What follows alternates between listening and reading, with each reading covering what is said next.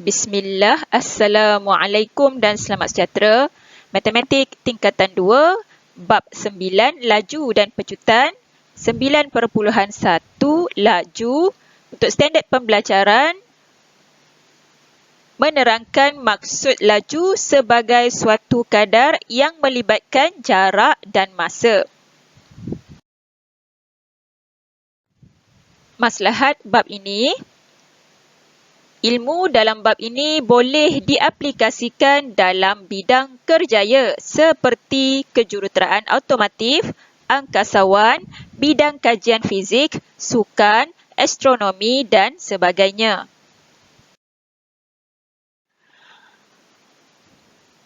Laju sebagai suatu kadar. Berdasarkan rangsangan minda muka surat 170 hingga 171, tujuan aktiviti ini dilaksanakan untuk menerangkan maksud laju sebagai satu kadar yang melibatkan jarak dan masa. Bahan yang diperlukan ialah jam randik dan lembaran keputusan larian 200 meter. Okey, nama pelari yang mendapat tempat pertama, Fikri Haziq. Masa yang direkodkan ialah 22.95 saat. Okey, kita akan kira jarak bahagi masa. Jadi 200 bahagi 22.95 bersamaan 8.71 meter per saat. Pelari yang mendapat tempat kedua, Syahril. Masa yang diambil ialah 23.15 saat. Okay, untuk jarak bahagi masa, 200 bahagi 23.15 bersamaan 8.64 meter per saat. Dan nama pelari yang mendapat tempat ketiga ialah Iqbal Hakim. Masa yang dicatatkan ialah 25.88 saat. Okay, untuk jarak bahagi masa, 200 bahagi 25.88 bersamaan 7.73 meter per saat. Okey, daripada keputusan yang diperoleh, didapati bahawa murid yang mendapat tempat pertama telah menamatkan larian dalam masa yang paling singkat, iaitu 22.95 saat. Manakala murid yang terakhir menamatkan larian dengan merekodkan masa yang paling lama, iaitu 25.88 saat.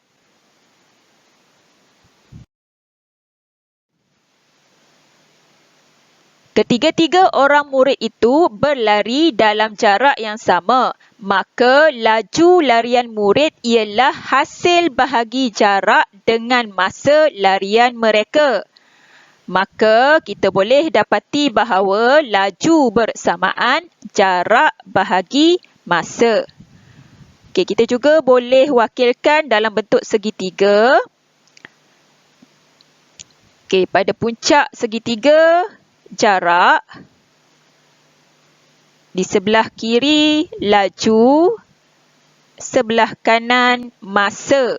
Okey, daripada segitiga ini kita boleh dapati rumus laju, jarak, masa dengan mudah.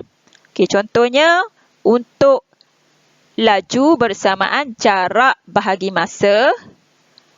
Untuk jarak bersamaan laju darab masa. Manakala untuk dapatkan masa bersamaan jarak bahagi laju.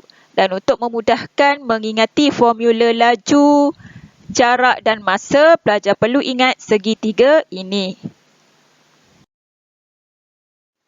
Contoh 1, muka surat 171. Aida berjalan ke kedai yang jaraknya 100 meter selama 5 minit. Hitung lajunya. Untuk penyelesaian, kita akan menggunakan formula laju bersamaan jarak bahagi masa. Okey, maka Laju bersamaan 100 meter bahagi 5 minit bersamaan 20 meter per minit. Maka Aida berjalan sejauh 20 meter setiap minit. Contoh 2, muka surat 171.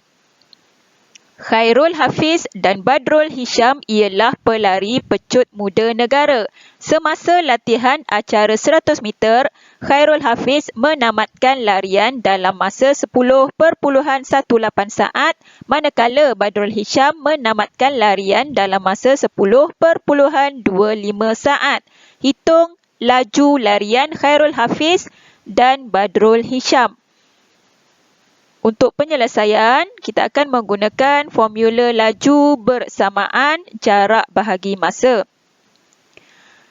Maka laju larian Khairul Hafiz bersamaan 100 meter bahagi 10.18 saat bersamaan 9.82 meter per saat. Seterusnya, laju larian Badrul Hisham bersamaan 100 meter bahagi 10.25 saat bersamaan 9.76 meter per saat. Itu sahaja untuk video kali ini. Semoga bermanfaat. Sekian, jazakumullahu khair.